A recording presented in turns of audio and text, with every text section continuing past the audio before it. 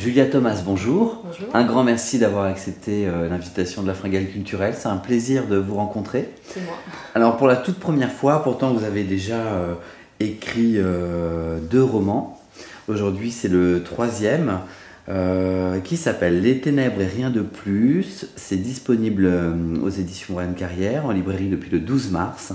Donc ça fait là un petit moment que c'est sorti. Déjà, dans quel état d'esprit vous vous trouvez justement ? Je suis très contente de le voir en librairie parce que justement c'est mon 3e roman. Ouais. Et quand j'ai terminé le manuscrit, je n'avais plus d'éditeur. Ouais. Donc c'était pas gagné de trouver un éditeur qui serait intéressé par mon manuscrit. Et bon, finalement les éditions de carrière ont beaucoup aimé. Je suis tellement contente de le voir enfin.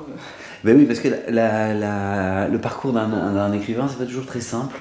Des fois, on est dans une maison, ce qui vous est arrivé pour les 2 premiers livres, et puis finalement, cette maison s'arrête, et vous n'avez pas du tout envie de vous arrêter pour autant.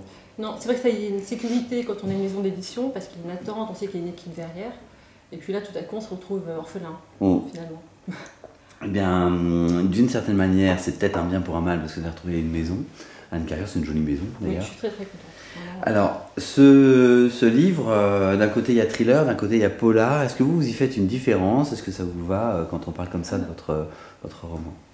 Alors pour moi, c'est un thriller. Il y a vraiment le côté provoquer l'émotion, le frisson chez le lecteur. Moi en premier. C'est vrai qu'en général, quand j'écris, je me fais peur toute seule.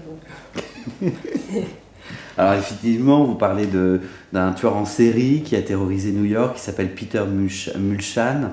Et puis il va y avoir un docteur, Lisa Cavalcante, et un inspecteur, Kenji Yoshiro, de la brigade criminelle.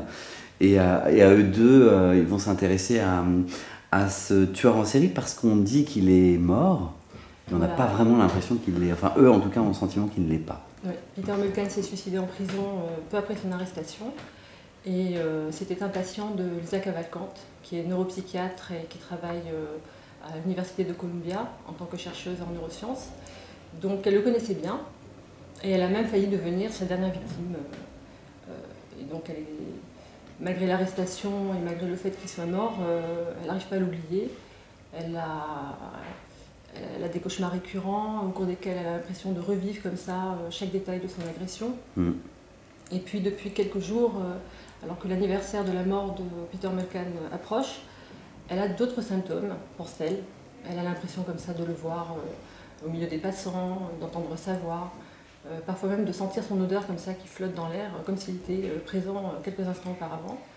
Alors pour elle, ce sont des symptômes, mais un événement va venir un petit peu la perturber et lui faire remettre un petit peu en question toutes ses certitudes, puisque Kenji Yoshiro, qui avait travaillé sur l'affaire, c'est lui qui l'a arrêté, et c'est lui qui a sauvé Lisa d'une mort certaine.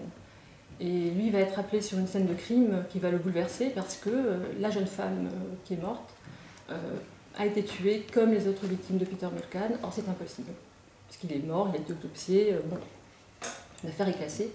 Alors pour lui c'est un imitateur, mais Lisa reconsidère ses symptômes et elle se demande si finalement ce ne serait pas réel, si finalement Peter Mulchan n'était pas effectivement parmi les passants, si c'est pas sa voix qu'elle a entendue, si c'était pas son odeur. Comment est née cette histoire dans votre esprit? Alors c'est Lisa parce que justement ça fait partie de son histoire, de son passé. Et au départ je voulais faire une histoire policière indépendante, mais bon c'est pas moi qui décide, parce que j'avais justement fait un petit plan, voilà, donc il doit se passer ça, etc. Et Lisa, elle, a commencé à faire des siennes, à dire non, moi j'ai besoin de voir où il est mort, j'ai l'impression de le voir. Enfin, voilà. C'est votre personnage qui... Et ça a commencé aussi avec le personnage qu'on voit dans le prologue, donc Matthew, qui est un personnage un peu particulier, effectivement, qui a des sortes d'hallucinations, il est comme ça dans une église, il est complètement halluciné, il voit des choses effrayantes. Et là j'ai dû me poser et me dire, bon alors lui, qui est-il? J'ai toujours besoin un petit peu de connaître mes personnages avant de me lancer dans une histoire. Et après, sachant qui ils sont, quelles sont leurs motivations, l'histoire elle est bien. Ouais.